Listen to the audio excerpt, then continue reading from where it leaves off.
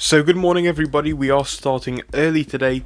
This is a very good piece. It's coming from the source Box Office Mojo, and we're talking about how the movies have been doing recently. Now this is quite astounding, and I think when I explain it, it will make perfect sense. A lot of you will know what I'm talking about already, so for those of you who don't, I will go on to explain it all so it will all become clear. If you like this sort of stuff, do subscribe, but I want to get straight into this one and discuss what we're going to be talking about. So what we're looking at here is the domestic, as in the USA I believe, box office weekends for 2022. Now, this is in my understanding, this is encompassing data from all different cinemas across the country, but I do believe it is a generalized global box office anyway, so let's have a talk about what this is. We're looking at some very successful figures here, okay? We're looking at our top 10s. Now, the key ones that stand out is going to be the July the 4th, which is of course the American Independence Day, and the 27th to the 30th, which is, I believe, the Memorial Day weekend as well. Now, if you remember back on the Memorial Day weekend, that was when we first saw Top Gun Maverick see some real success. You know, a lot of people are off on the weekends, especially in these long holiday ones, so Top Gun did very, very well, and a lot of people were anticipating that, but I do think it still blew everybody's expectations.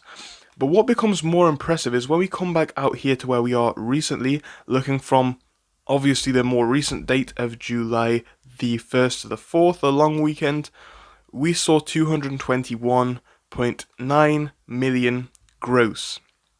Now again, coming back to the Memorial Day weekend, we saw 220, so it did just outdo it.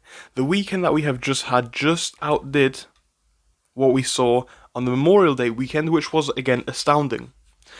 Now looking to other days that we have had massive success, May the 6th to the 8th, if you remember that was Doctor Strange in the Multiverse of Madness. Another big film, raking in about 220 million again.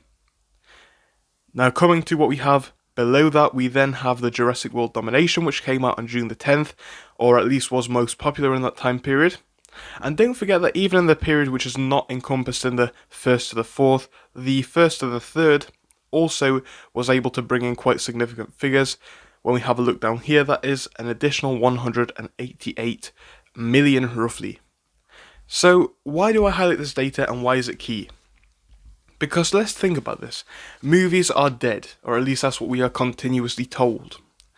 Now, the Top Gun weekend. Top Gun, in my opinion, not necessarily a more engaging film, because to be honest, I did enjoy the Minions films. I thought they were very good films, and very entertaining and quite funny, especially for kids, but really everybody can enjoy them.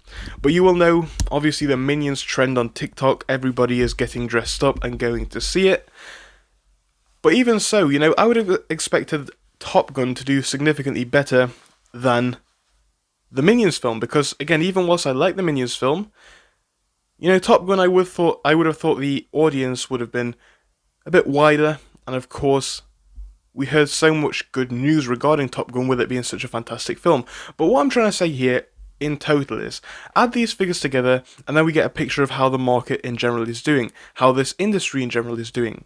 Now, all of this revenue cannot be attributed to AMC, but what we can do is say that a good portion of this probably is going to come into AMC. And it's not just about what we see for the movies bringing in. Of course, then we have the company specifics. Are they selling popcorn? Are they selling drinks? All that sort of stuff, which have very, very high profit margins. Now again, I'm not 100% sure, maybe that is in these figures as well, and maybe I got it wrong, but it doesn't matter. The figures are getting larger as time goes on, and the Minions film, I would have not expected that one to blow expectations as it did. Did really, really well. And this is all going to add up, don't forget that. So next time that AMC's earnings come around, we're going to be hearing more and more good news. Now, it's quite funny how a lot of these bearish news article papers, let's say, are kind of changing their tune now. They're saying, well, the squeeze may not be happening, but AMC is definitely valuable on a fundamental level. And I think the squeeze is still going to happen. But this is what I'm trying to say to you guys. It's what I've been trying to say for a very long time.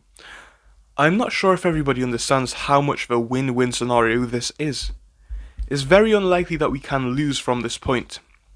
The price has already been pushed down to the sub $20 mark. We don't have too much more to go down. So even if they wanted to push this one down 10-15%, we're not going to get scared. We're closer to zero than we are to our highs, and nobody has sold. So we can't lose on that basis. Again, most apes who have held for over a year or so, they're going to have averages which are probably below 20 anyway. So a lot of apes are going to be in the green or only mildly in the red. And when we think about the fundamental value of this business, I think it's becoming more clear that it is going to be above where it is right now. Probably above $20, probably above $30. The company is valuable, and this is what I'm trying to say. Squeeze or no squeeze, and spoiler alert, I do think the squeeze is going to happen, but I'm just saying theoretically because that's the argument that the bears want to use. Let's say we have no squeeze at all. Well, this is still a company which is undervalued.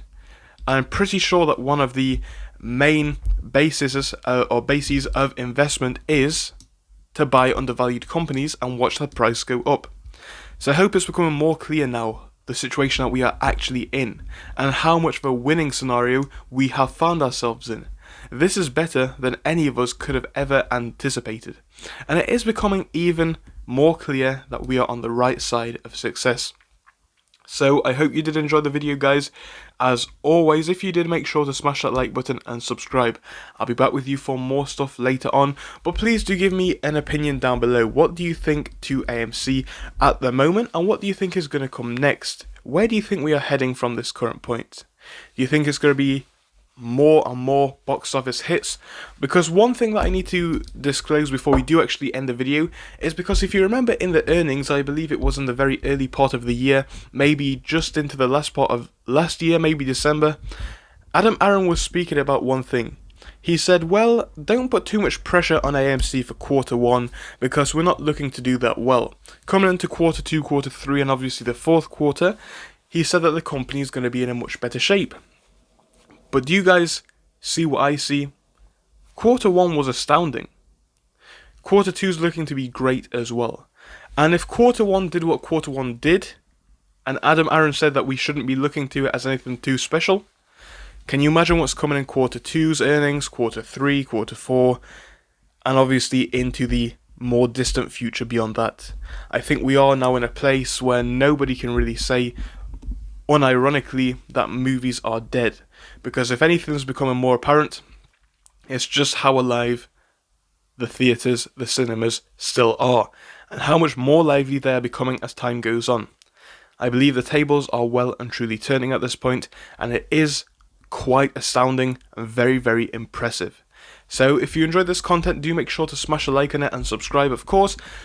We will be back later with more stuff for you guys to enjoy, but for now, it's goodbye. So I hope to see you in the later videos.